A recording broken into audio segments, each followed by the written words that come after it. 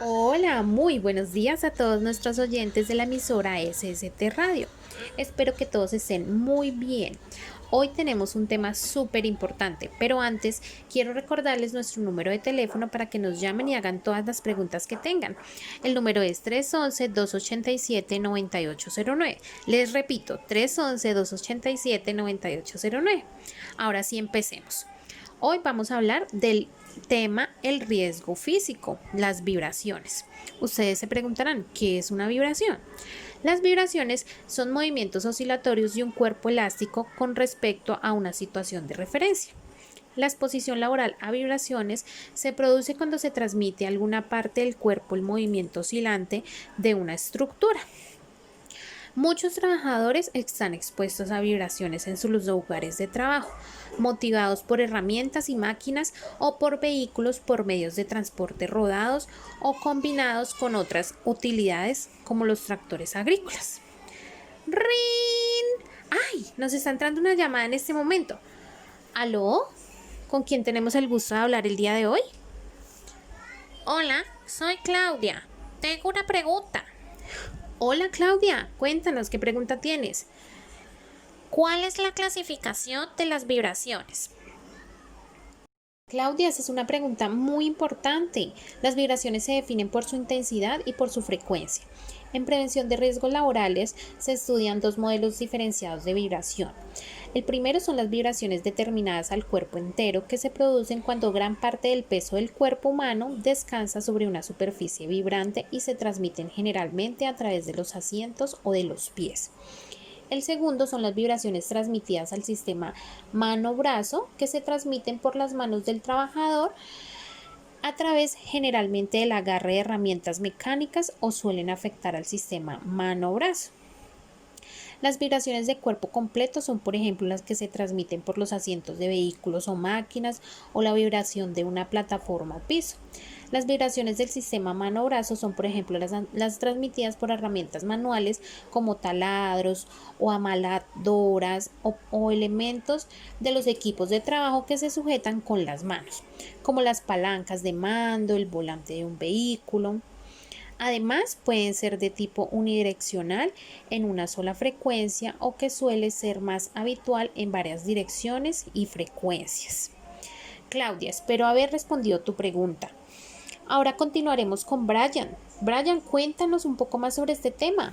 Hola Angélica, un cordial saludo para usted y para todos nuestros oyentes que nos sintonizan a través del dial, igualmente a todos nuestros seguidores en las redes sociales. Usted trae a colación un tema muy importante al programa del día de hoy, un tema del cual se habla día a día en el ámbito laboral y es el tema de las vibraciones. Como usted muy bien lo explicaba, el tema de las vibraciones encontramos bastante información en las diferentes páginas web y en las redes sociales, pero qué mejor que escuchar información confiable y hacerlo a través de nuestro programa del día de hoy. Yo les vengo a hablar referente a la medición de la vibración. Pero antes de hablarles de los equipos y del tema de la medición de la vibración, debo de contarles que antes de hacer estas mediciones se debe realizar un reconocimiento de las actividades realizadas en las empresas, recolectando toda esta información técnica y administrativa que permita seleccionar las áreas y los puestos de trabajo en los cuales se produce la exposición y el método apropiado para medir las vibraciones. Dentro de ellos, los considerandos importantes deben ser la presencia de vibraciones y trabajadores expuestos a ellas, el número total de trabajadores expuestos, el tipo de exposición y, por supuesto, la clase de vibración y el tiempo de exposición. Enfocado al tema normativo, encontramos que para elegir estos instrumentos necesarios para una buena determinación y que se encuentren establecidos, los encontramos en la norma ISO 8041 del 2005, en donde nos habla de que se debe de comprobar el estado de las baterías de los equipos, su calibración previa y la ubicación que se le debe dar a cada instrumento. Angélica y oyentes, para el tema de la clasificación de las vibraciones, encontramos que se encuentran o se clasifican globales de cuerpo completo o vibraciones parciales. Aquellas recomendaciones y aquellas determinaciones para las globales o de cuerpo completo las encontramos en la norma ISO 2631, y para las vibraciones parciales encontramos todas estas recomendaciones en la norma ISO 5349. Posterior a esto, los equipos de medida que normalmente se utilizan para la medida de vibraciones responden y se clasifican en el captador de vibraciones, el acelerómetro, el preamplificador, el amplificador analizador y en último lugar encontramos el indicador registrador. Dentro de los equipos más usuales se encuentran el acelerómetro, el cual es un traductor electromecánico que da en sus terminales de salida una tensión proporcional a la aceleración a que está sometido. En este tipo de captador, la masa es el elemento activo y está constituido por dos discos pizoeléctricos. Ustedes se preguntarán, bueno, ¿y qué es pizoeléctrico? Cuando hablamos de pizoeléctricos hablamos de pizoelectricidad, que es la producción de electricidad por ciertos cristales sometidos a presiones o deformaciones mecánicas. Igualmente, dentro de los equipos de medición se evidencian los vibrómetros, los cuales son los equipos que contienen un láser que se enfocan en la superficie por medir. La frecuencia de la luz láser que se refleja varía si se desplaza la superficie enfocada. Esta variación de la frecuencia o corrimiento Doppler se mide en el vibrómetro con la ayuda de otro equipo especializado. Igualmente se hace una demodulación del corrimiento de la frecuencia y transforma ese corrimiento a una señal de voltaje o en una corriente de datos digital. Angélica, y por último, relacionado a los límites máximos permisibles en la legislación colombiana y más concretamente en la resolución 2400 de 1979, especialmente en su capítulo 4, en los artículos 93 y 96, se destacan los métodos para el control especialmente de la vibración. Igualmente, en el artículo 106 de la Ley 9 de 1979, en el título 3, se establecen estos o los tres modos fundamentales de exposición de la vibración. Bueno, y cierro invitándolos para, si ustedes desean conocer un poco más referente al tema de vibraciones, pueden ir a revisar el libro Riesgos Físicos, Ruido, Iluminación y Temperaturas Extremas de Fernando Henao Robledo, en su segunda edición de Ediciones ECOE. Usted escucha SST Radio 98.5 y traemos a nuestra invitada especial.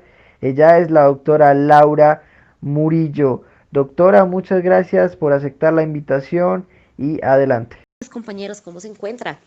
Muchísimas gracias por la invitación a la emisora para poder compartir un poco y hablar sobre el tema de vibraciones, que en verdad es un tema muy interesante, en lo cual me complace muchísimo poder aportar un poco en este programa de radio. Lo primero que quiero de pronto tratarles es sobre las enfermedades o daños que ocasionan las vibraciones en el trabajador. En los puestos de trabajo, la exposición a las vibraciones no es algo puntual, sino que la exposición es continua. Entonces esto hace que se asocie como directamente con trastornos en el sistema vascular y musculoesquelético de mano y brazo.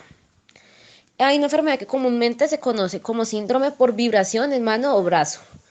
En la mayoría no tiene cura, o sea, es un trastorno que en la mayoría pues no tiene cura. Entonces, pues esa es ¿qué más razón que esto?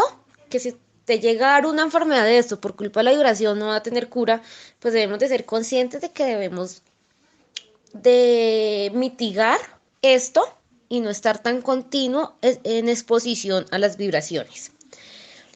Entonces, algunas enfermedades sería entonces la ya nombrada el síndrome por vibraciones mano y brazo, que es como la principal, la tendinitis, el síndrome del túnel caspiano, tendinocinovitis y osteoartritis.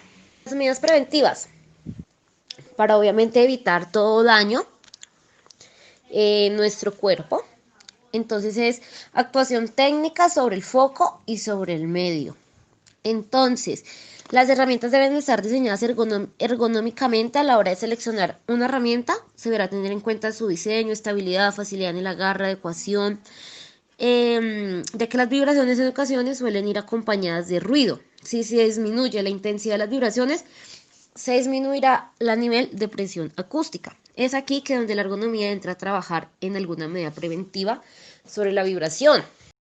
Y una actuación técnica consiste en minimizar la intensidad de las vibraciones antes de que se transmita al individuo.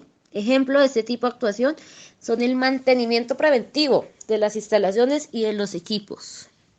Algo muy importante que debemos de estar haciéndole un frecuente mantenimiento a todas las máquinas y equipos para que no lleguen como a ese momento de que la vibración sea por descuido, por no mantenerlas en su punto. Entonces debemos de tener eso muy en cuenta. También tenemos que hacer actuación técnica sobre el receptor, el uso de elementos de protección individual como guantes, calzado. Incluso los que no están expresamente diseñados para la absorción de vibraciones pueden llegar a disminuir la transmisión de intensidad de las vibraciones. Gracias, Laura. A todos nuestros oyentes quiero darles las gracias por haber participado tanto en nuestro programa. Recuerden que el día de mañana tendremos un nuevo tema. Sigan conectados a nuestra emisora SST Radio y no olviden seguirnos en nuestras redes sociales. Los dejo escuchando un poco de música.